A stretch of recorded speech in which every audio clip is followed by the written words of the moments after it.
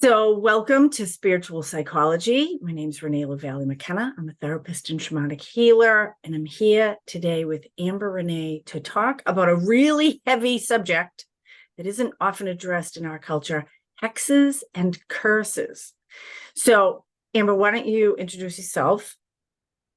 Thanks for having me. I'm Amber Renee. I'm a licensed massage therapist and a double certified Reiki master teacher and a tarot reader. And I'm a mentee of Renee's Spiritual Psychology mentorship program also. So Amber's a really powerful healer. And in this year's mentorship program, I teach other therapists and healers and practitioners to incorporate really grounded practical spiritual tools into their practices.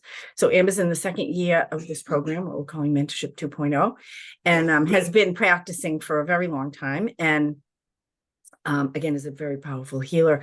And this idea of hexes and curses has come up in this group already a couple of times. And it's something I have some minimal experience with. I have definitely some training around it. And we've been talking about how to safely deal and manage and mitigate hexes and curses. So, again, this is like a funky, heavy topic. And I said, we need to bring this out so that people can hear what we have to say. So why don't you talk a little bit about your understanding of what hexes and curses are, and so just so we can explain what that is for people, and then we can see what unfolds. Okay.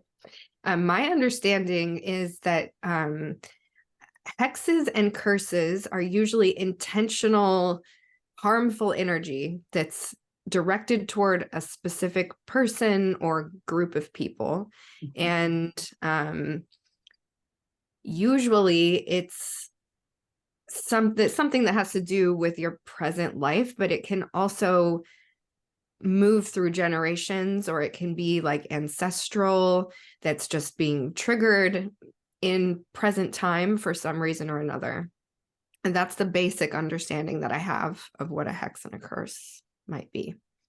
So in spiritual psychology work, it's understood that energy is a real thing, and it has many, many levels and resonances, from the very, very low and destructive that feeds on fear and suffering and harm, all the way up through, our own shame and guilt and anger and courage, willingness, love, joy, hope, enlightenment, love, and unity, right? Big range.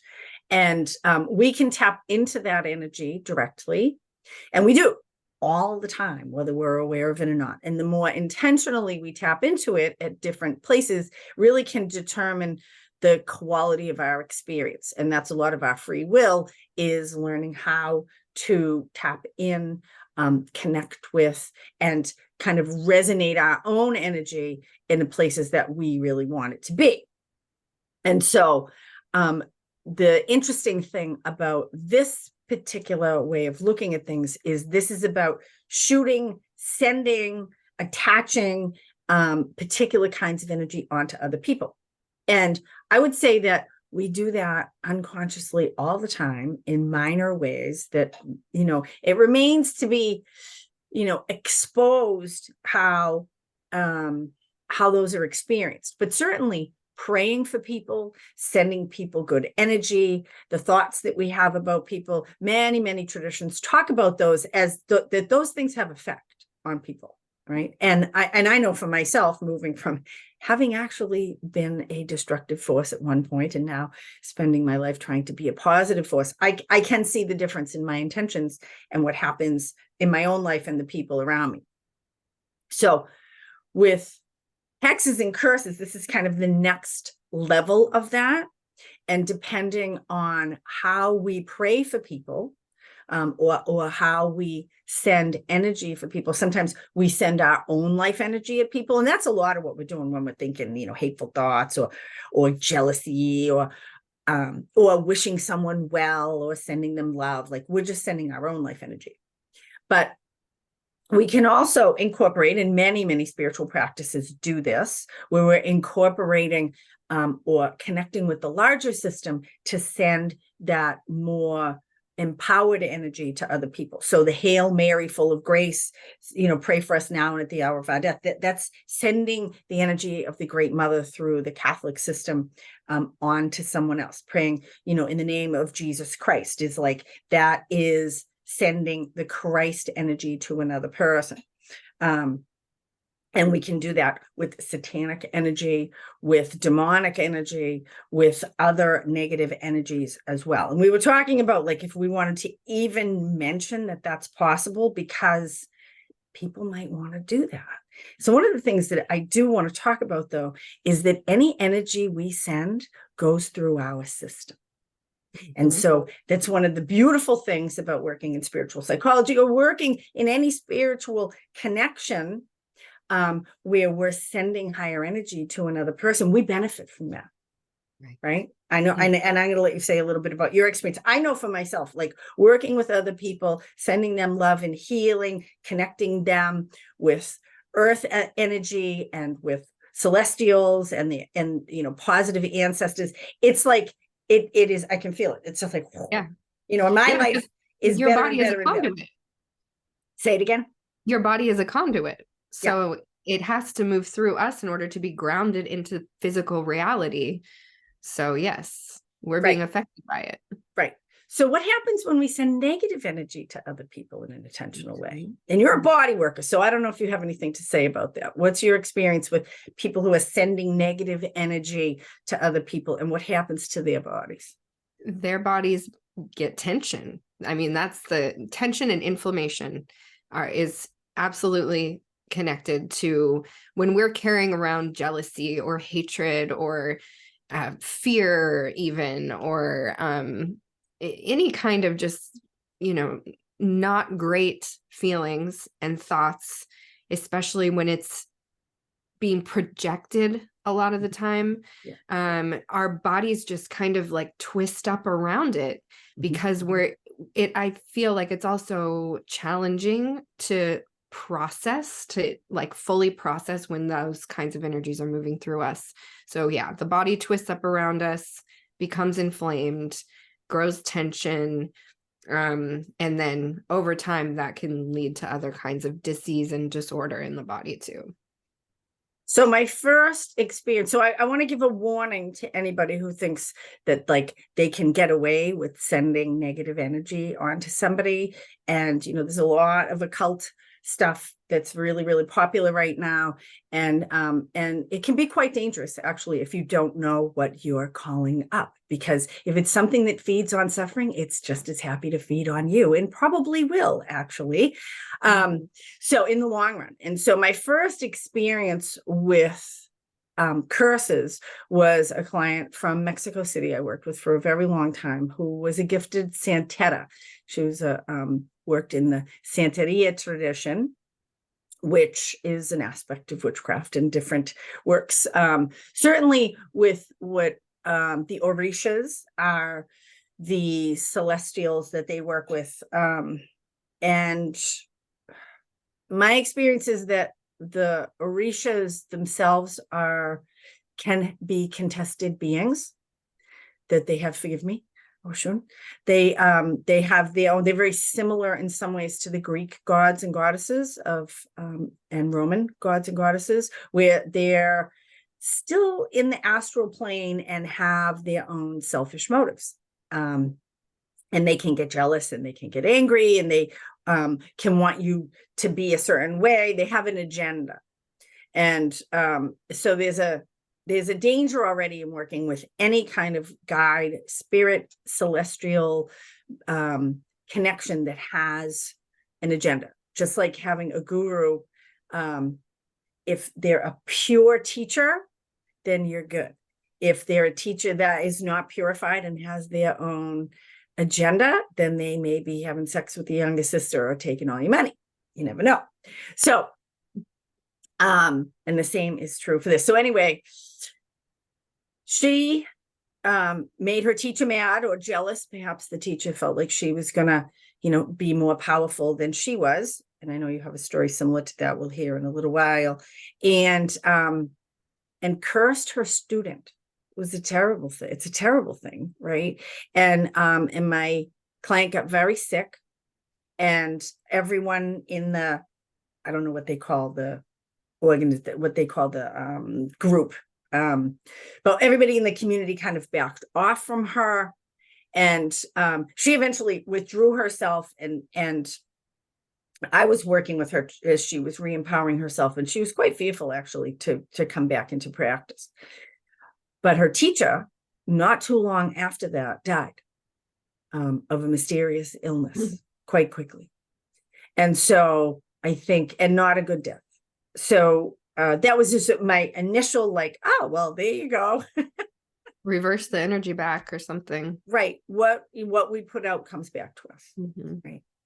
So anyway, it's a dire warning to anybody who wants to think to look at the negative side of this and thinks, oh yeah, I'm gonna mess with you and I'm gonna get away with it, because ultimately we are all interconnected, and we are all part of one system, and anything that we put out into it does come back to us. So with the Sergeant General's warning now in place, talk a little bit about the recent occurrence. Oh, wait a minute. You were telling a story earlier. Why don't you talk about your first experience with this? My first experience with like a hex or a curse was personal, and it happened through work. I was working at a spa and unknowingly started dating a coworker's boyfriend. And that's a whole other thing. He was probably into some dark magic stuff too. And my coworker was born in a country where dark magic was like kind of an indigenous practice and has been there for a long, long time. And there was a whole arc that happened that is irrelevant to this aspect of the story. But once things kind of started to settle down, I started withdrawing my energy from her. So when we were at work, I stopped making eye contact with her and really kind of stopped interacting with her altogether.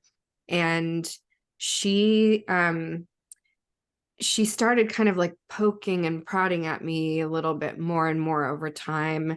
And she brought me a little cake and like left it in my locker, and it felt strange. I didn't eat it, but over the next few weeks of that kind of her kind of trying to get at me and me just kind of pulling my energy back, I started getting, I just didn't feel good.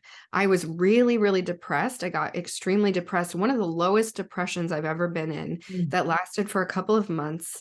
And what really started getting at me was all of a sudden clients were complaining about me. And almost every week, once a week, I was getting called into my boss's office and having to hear about all these clients complaining. And at that point, I had already been in this industry for like 10 years, never, ever had anything like that happen. And it was very confusing to me. And I could understand because I was just feeling very short. Like I had no capacity for any interaction, really. Just my depression was so overwhelming.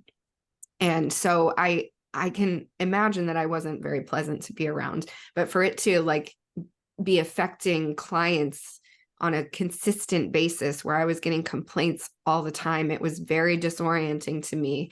And so I went to my original Reiki teacher, who's like become a very close friend of mine. And I called her and I told her I've been feeling this way and I keep getting these complaints at work and I don't understand. And so she went in and did some energy healing for me. And she saw that coworker, because she gets visions and does psychic work and stuff. And she saw a vision of that coworker with my picture on an altar. And she told me she's trying to affect you.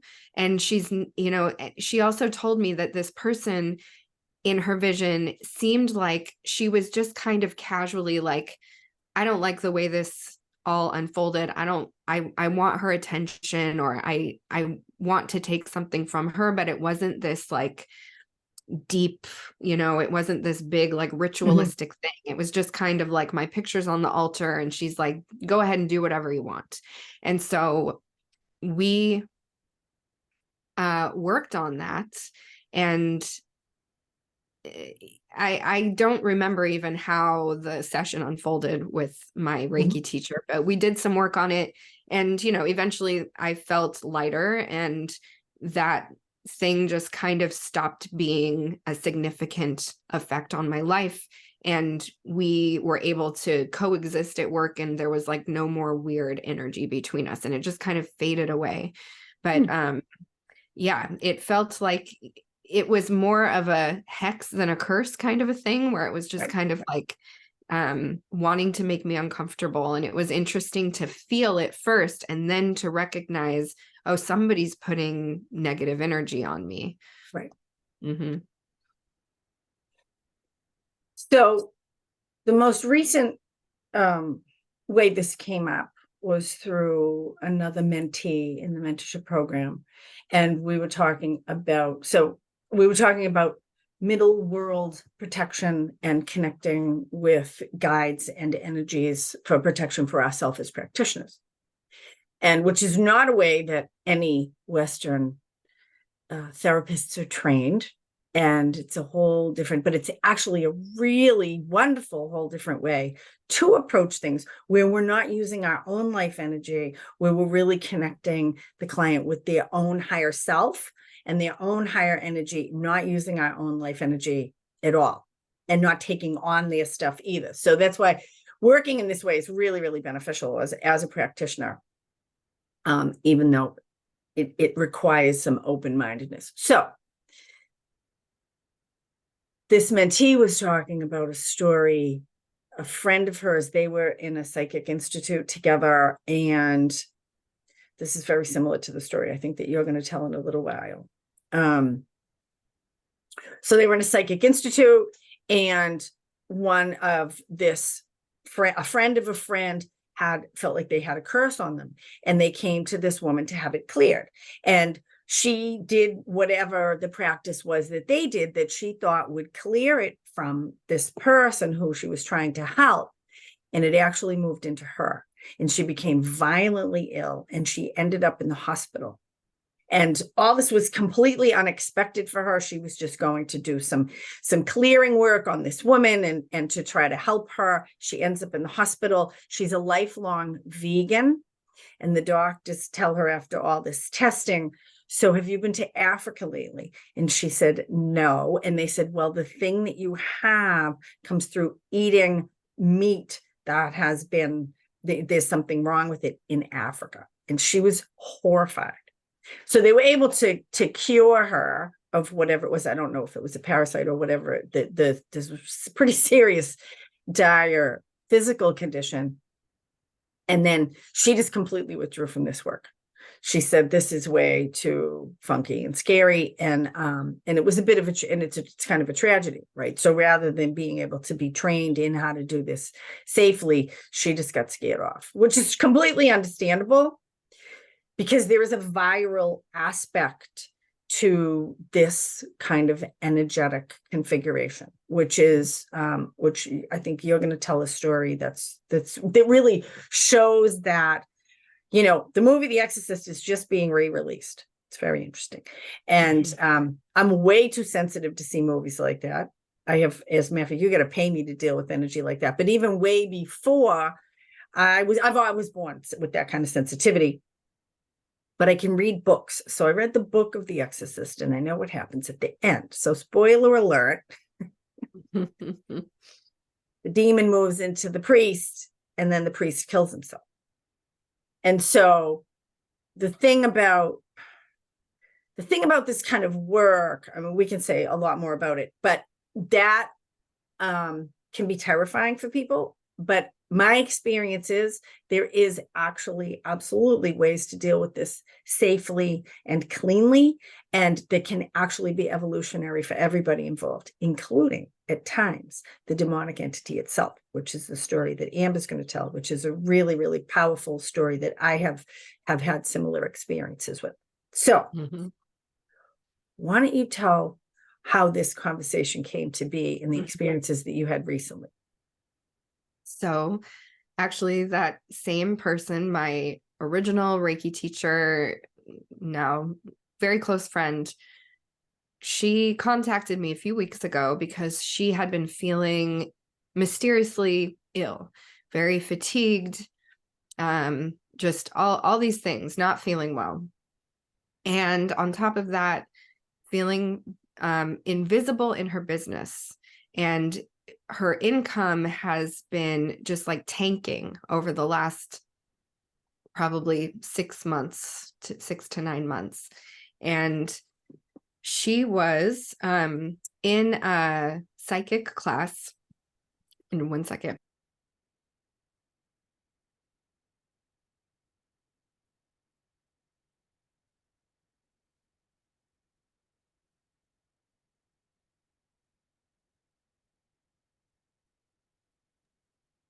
Pardon me. So she's in a psychic. I'm going to ask you for a second right now, just because of the moment that happened in. Take a minute and really ground yourself and reconnect. Yes. So even talking about negativity in this way needs to be held in a really clear and grounded resonance, because negativity feeds on negativity. And it also likes to try to scare us. So the more grounded and compassionate and and connected with higher consciousness we are, then we can safely move into it. Not casual stuff, even though we're going to maybe put this out on YouTube. It's right. like, whoa. Yeah. By the way, I am going to like omit as many details as I can to try to keep this as anonymous as possible. Yes. And I will say that I'm having throat irritation. It's fine. Just felt like a moment for me to just add that again.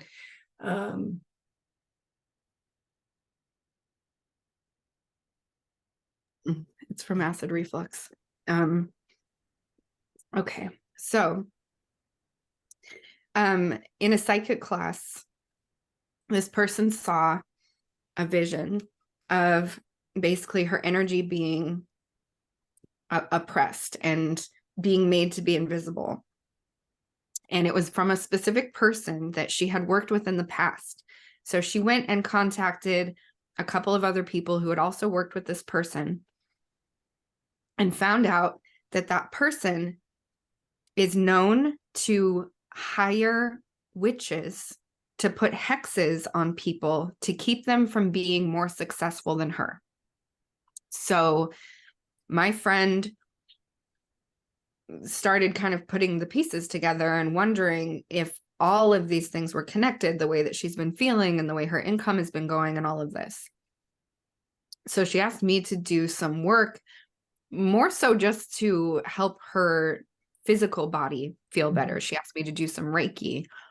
But as soon as we started talking and I was kind of sussing out what exactly we were going to do, I asked her if we could do shamanic psychology work instead, because it kind of sounded like there needed to be some energy extraction or soul retrieval or something like that that might be more helpful.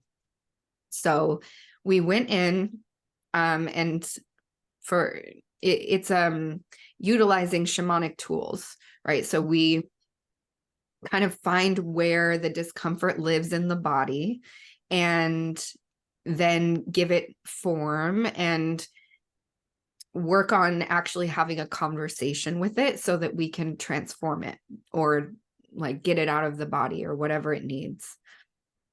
So we went in to where she was feeling invisible, and she found it in her solar plexus.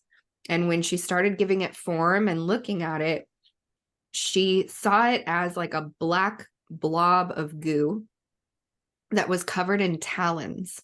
And these talons were clinging to it. And when I instructed her to envision it coming out of her body so that she could look at it as if it were standing in front of her, she says it doesn't want to budge.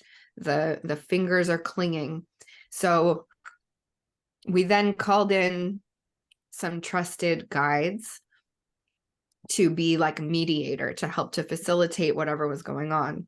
And they did some work by like using their hands to kind of pry the fingers off And then we did some shamanic transformation work with that black blob of goo so that it could become an ally, or so that we found out, you know, through conversation, like, why are you here? What do you need?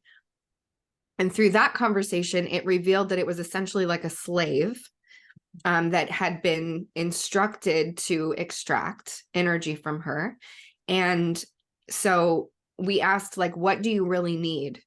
And it needed love. And if you get the love, what will you have? I'll be free. I'll have freedom. So we gave it like the essence of freedom so that it could begin to fill itself with light and be released from the slavery. Mm-hmm. And when it transformed, after like consuming all this light energy, it transformed into a beautiful woman.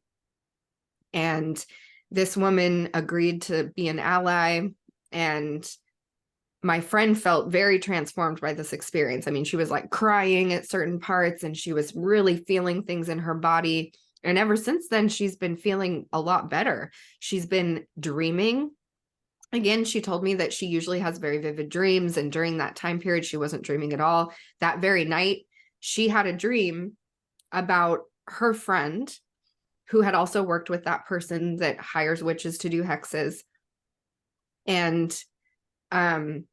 anyway, she's been feeling better, but she had this dream and then sent that person to do one of these sessions with me because she had also been feeling affected by whatever hexes that person had been putting out. I want to ask one question. Hold on. Mm-hmm. So I want you to talk a little bit about how you were protecting yourself as in you're working with this really deep energy. And the other thing I want to say before you explain that is one of the really powerful and very ancient modalities we use is based in Tibetan Buddhism, and it's called feeding your demons. And this is a modified version of feeding your demons, which has been brought to the modern world by a lama in Colorado named Lama Tsultramaleone, and she also has YouTubes on feeding your demons. And it is the safest way that I have ever found to mitigate, dissolve, transform negative energy that actually can be done at home. So you can look up feeding your demons. I teach it, but when you're working as a practitioner in this way, it's good to have extra protection, just like we talked about. It's like, because we are working with potential viruses, potential even maybe deadly viruses. So we need to be like surgeons in an operating room with all kinds of protection for ourselves because we don't want to get sick. So what was the protection that you had, Amber? So before I go into any session like this, I always call in a configuration of spirit guides who kind of play different roles or do different types of work in non-ordinary reality. So I had them all around me. They always surround me in every direction. And then when the really intense stuff started happening during the session, I asked for them to create added protection and veil us so that we couldn't be seen by other entities in non-ordinary reality, and we couldn't be seen by, you know, just anyone who might be interested in what we're doing. So my animal guides, I have a Lynx, and I saw her, she started like pacing around the periphery of my energy field and like snarling and growling. And I see my dragon like breathing fire and just constantly creating this like firewall around my energy field. And I also instructed the clients to envision things like that too, or I declared at one point in the other session that I'll talk about in a moment, that, you know, I reiterated that we were in a sacred place, and I kind of, I asked her to envision some kind of a dome or, you know, putting a cloth over the sacred place in nature. It was something like that. So I engaged in my own thing in my imagination and also instructed the client to do their own thing, that they could connect with some kind of trust that we were veiled and hidden and protected as we were doing the work. So I'll let you tell your story, and then I want to talk a little bit about what happens in non-physical and metaphysical reality, and the responsibility and the awareness that we should have about that. Yeah. Awesome. Yeah. So my friend referred me to her friend who had also worked with that person who was thrown the hexes. And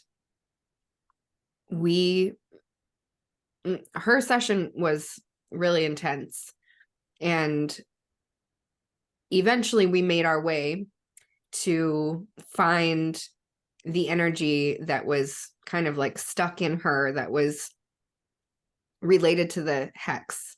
And she didn't know what we had done the day prior with my friend.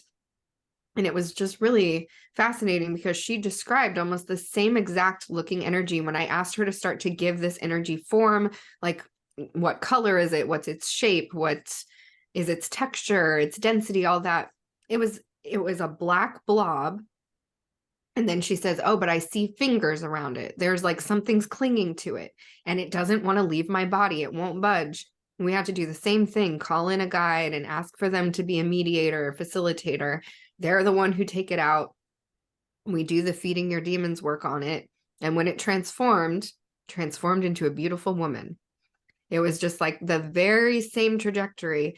And then not long after that, like I guess that same night, this person contacted a third friend of theirs who had also worked with that person, knowing that she had been doing her own magic on whatever this hex was, this energy that had like permeated through all these people that had worked with that woman. She was also experiencing it, but my client knew that she had been doing her own work, but didn't know the details of it. So she calls this person and was like, I just had this wild session, and tells her about seeing the black goo with the fingers, and that my other friend had seen the same thing.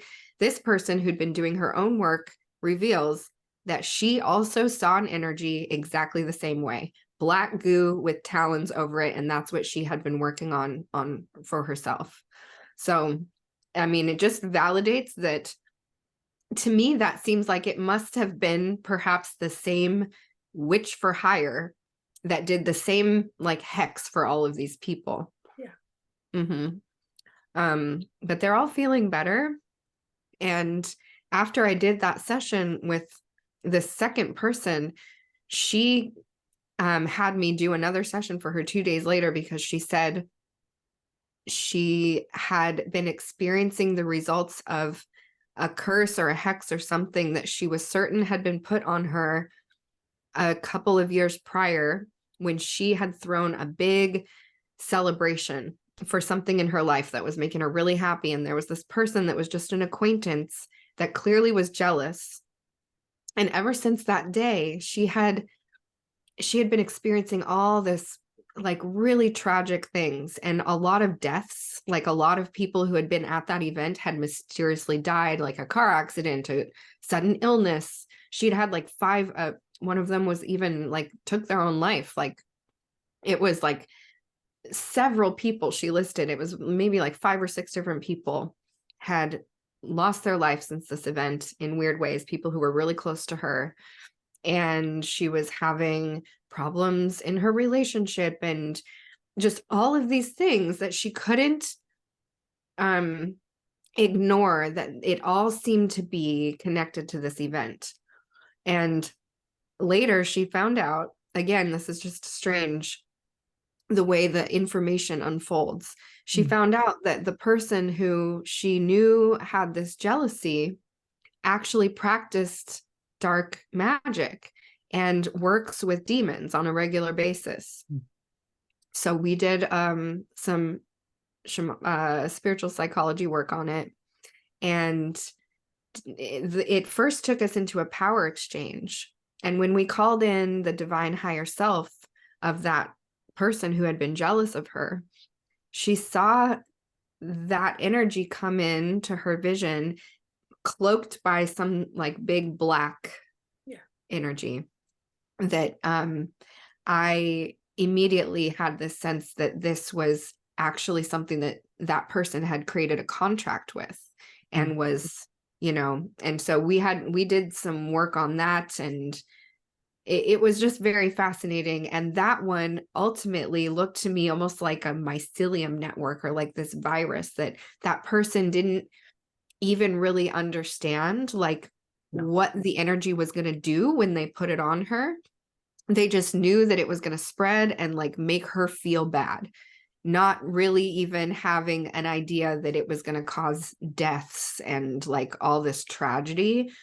And so and that was a really, really heavy session. That's the one where I saw all the, you know, the fire around us, and we had to like really cloak us, because even while she was in the session with me and I was taking her to the sacred place in nature, she would all of a sudden see things starting to like glitch out, and she would be like kind of almost like sucked back to the beginning where we had started, and we'd have to go back in and create more and more protection so that we were veiled. And eventually we did get a lot of it worked out, and she's also reported feeling much lighter since we did it. But just really fascinating. It's the first time that I've ever directly worked on releasing those energies, and it is apparent how important it is to protect and veil yourself, and to be working with high level energies when you're in non-ordinary reality.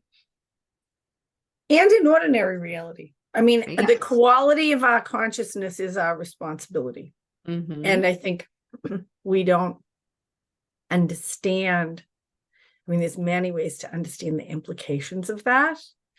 I mean, this is the most occult and obscure and perhaps direct way to look at it. But it can be looked at in a fairly secular way as well, in that, you know, what we put out in the world is what we get back, right? And we will often resonate with like-minded people. And there is this oneness aspect of everything that's happening that you can't get away from. I think, you know, my own perspective is that on the deepest levels, we are not victims. That on some level, I like to say there are no victims, there's only volunteers. And although we certainly may appear to be victimized in the circumstances that we're in our external life, if we're interested in looking deeper, these are soul level configurations, karmic patterns, if you will. You mentioned ancestral stuff that really call us to grow in our awareness of how to care for ourselves, and how to interact with other people. And I mean, there's certainly great mystery here that I don't understand, but I don't believe that someone, you know, wishing someone dead does not kill them, right? And there are, so there's a lot. It's like in the movie The Exorcist, like this visits itself upon this girl. And I haven't seen the new one, but in the old ones. So, you know, work with negative energy a lot with people. And I think the place where it is the most empowering is if we're interested in looking down at how was I susceptible to this? What was my part? Basically, what in me allowed this to happen, and what can I do? Where am I called to grow so that this doesn't happen again, right? And I know for myself, having made many different kinds of agreements with lots of different kinds of energies, including some really negative ones, as a teenager, and you know, the bargain with the devil that many of us make. And we can look at that figuratively, or we can look at that literally, that those can be renegotiated. And they need to be. That's part of our development and growth and evolution, right? But that the non-physical world, I mean, this is a funky thing. Like the non-physical world is a real thing. How it interacts with us is also an interesting thing. And what's real, the thing is that on the non-physical level, all the things that are non-physical are completely evident. So we can think we're hiding our selfishness or our jealousy or our grief or our greed or whatever, the unresolved hatreds that we have and resentments, and be all nice and shiny. And we think, but on an energetic level, it's completely obvious. And energies that feed on those, they can go have a buffet on us on a deeper level. And so taking responsibility really for all of our psychic energy and being willing to clean house really is what it is within ourselves, which is what you're helping these people do. It's like, oh, there's stuff in there. And, if my own immune system isn't capable, then I might need help to be able to get better from these things. And how is that part of my life path? Yes. And I will say that all of these sessions that I just mentioned included at some point soul retrieval, where we had to go back to a point in their childhood when they had a similar vulnerability and return that energy to present time with them. That's imperative. So soul retrieval is probably one of the single most important, empowering, healing modalities that's available. It is what good therapy is attempting to do, and sometimes does do, and sometimes they do it very directly in what's called inner child work in Western psychology. Now, in shamanism, soul retrieval is often done by a shaman on the person, and in the way that we work, similar to inner child work in Western psychology, we, as our own best adult self, go back and make peace or retrieve the aspects of ourself that we have denied, that have been sheared or cut away from us, or that we're afraid of, or that we've repressed or even hated within ourselves, right? So self-hatred is a really big deal. Self-rejection is a really big deal, because we're actually, from my perspective, cutting a piece of our own life energy out. And the work of soul retrieval is to go back through psychological or historic time and actually connect with these often child or younger parts of ourselves, the rejected, disowned, or separated or split off parts of ourselves, and bring them back and make peace and learn to love and care for them in the way that they've always needed. And we become more whole in that process. And that is the part of the missing immune system, right? So then you become, once you see what happened, so there's a vulnerability that happened from a very historic experience, right? That made them susceptible to this invasion. Right. Ooh. Yeah. Does that feel true? Yes. Oh, yeah. That's really powerful, because one of the things I see about negative energy extraction, and negative energy extraction doesn't have to be a hex or a curse. In fact, it's usually not.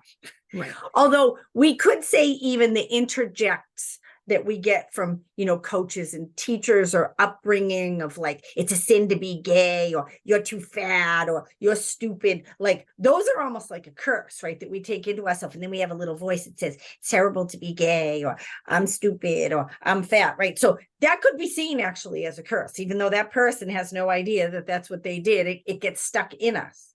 Yes. And then it becomes a working part of our system. And so extracting those things in this process that Amber was describing, and there's different processes to do it, and it's a good idea to be trained before you do it yourself. Don't do this at home. You can with training, but don't just try to start throwing things around, because just releasing negative energy out into the larger system isn't great. And there's a completion process where the energy itself is either neutralized, or it's kind of like what happens in an immune system. It's either eaten up by the immune system or excreted, right, into the safer, larger septic system, right? So that's what we do. And then the important part also is to call in the authentic self, whether it's a soul part that was extracted or some other higher level energy, to be able and bring that into that space. I look at it very physically. It's like that black blob in those towns that you're describing. Like, okay, so that gets removed. Something belongs there, and it's probably an aspect of that person's authentic self. Mm-hmm. Because when we're whole in that way and really present, then we aren't susceptible. Right. We don't have holes in our system that nature doesn't like a vacuum, that things can come in and fill in. Mm-hmm. Yes. And it was interesting that thinking about it like that too, because both of these people are practicing healers, or they do psychic work, but both of them almost kind of denied the darker side of things and really were like love and light type of practitioners. And they both vocalized to me that, oh, this was an indication to me that it's time to acknowledge that side of things. Yeah. And that was also vulnerability, I think, for them. Yeah. Thank you for that. I had a really profound experience. It actually came in a dream, as I'll probably tell this story more than once, but so it came to me in a dream.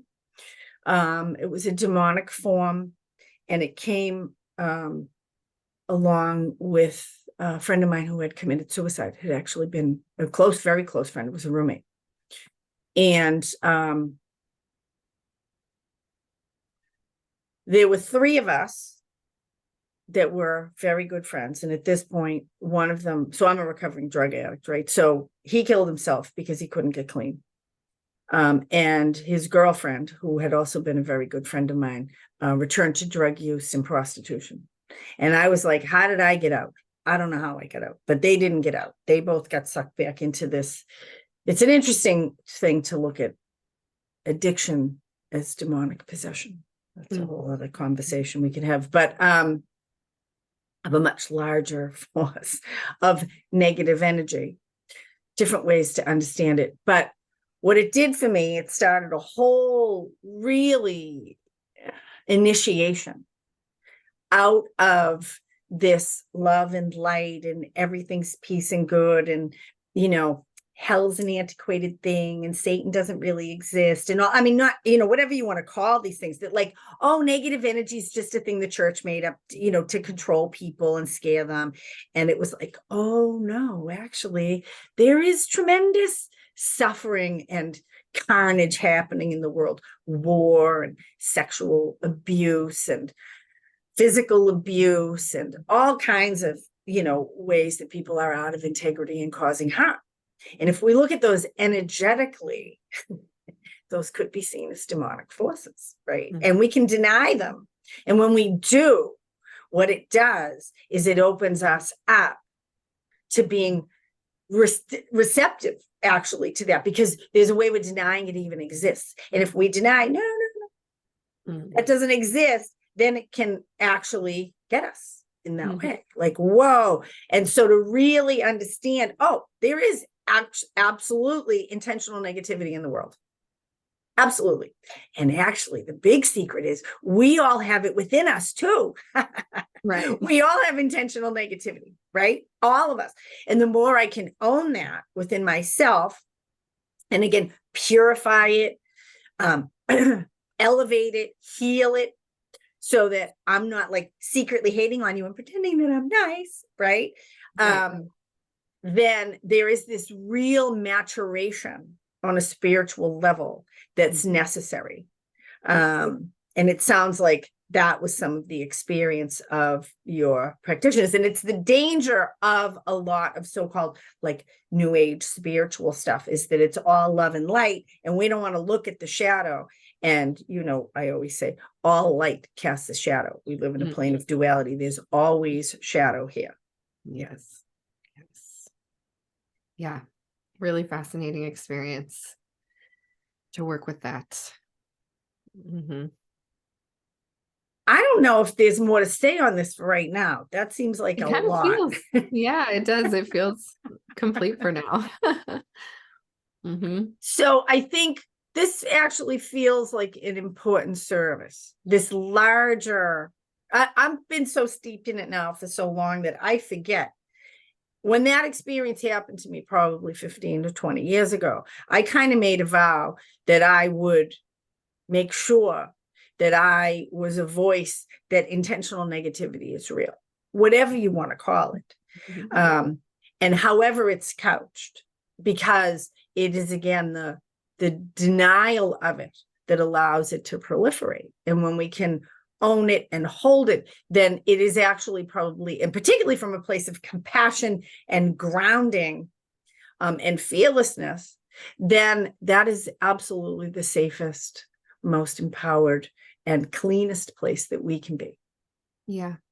And it puts us in integrity, which is where we are much less vulnerable, because we're in harmony with all the facets of ourself. It's like there's something very empowering about being willing to look at the shadows without necessarily being afraid, or if you are afraid, still doing it anyway, and having the courage to recognize that it's not evil necessarily, right? It's just like a denser, lower frequency of energy that